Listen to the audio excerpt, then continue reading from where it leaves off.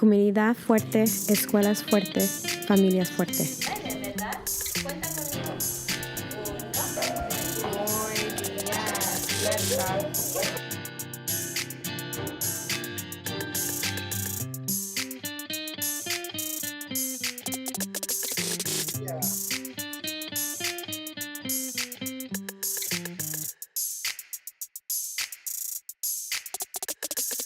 So far this year, seeing them read.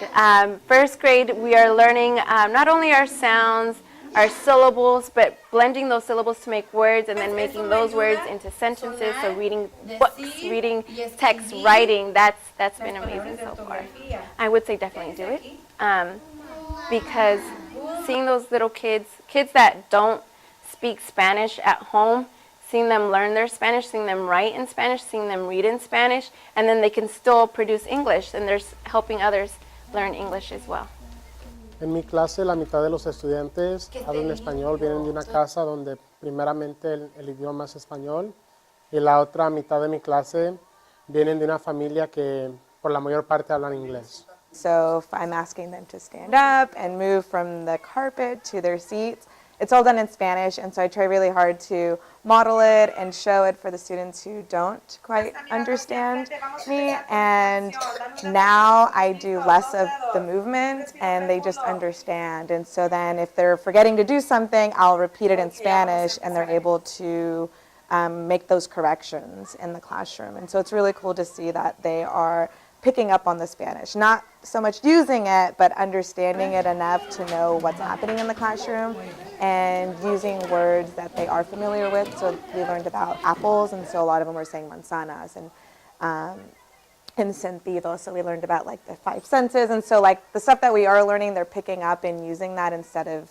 English. Mañana cuando entramos formamos un círculo de la mañana y estoy viendo que los nativos hablantes del inglés están usando más palabras y están saludando en vez de solo decir buenos días así con una voz muy tímida. Están diciendo una oración completa como buenos días maestra y niños. Y me encanta ver que los nativos hablantes del inglés están aprendiendo y están usando su español y tomando riesgos de intentar de hablar en español. The important thing to know about the Dual Language Program is that students, when they learn a second language early, they're able to still learn English, and the second language that they're learning will not inhibit their learning. So the Dual Language Program at Glenwood is an 80-20 model, which is a derivative of the 90-10 model, which means that 90% of the instruction in kinder and in first grade are in Spanish, and 10% of the instruction is in English. And that progressively moves up as they move on from second grade, third grade, until we get to sixth grade, where they'll be at 50-50. 50% of the instruction will be in Spanish, and 50% will be in English. The research has been very, very clear for the past 30 years. What we have here at Glenwood is we have teachers who are certificated to teach bilingual education. Was a big consideration for my family because we live out of the district, and we need to we had to make sure that we were going to be able to drag our children on that commute every day for years.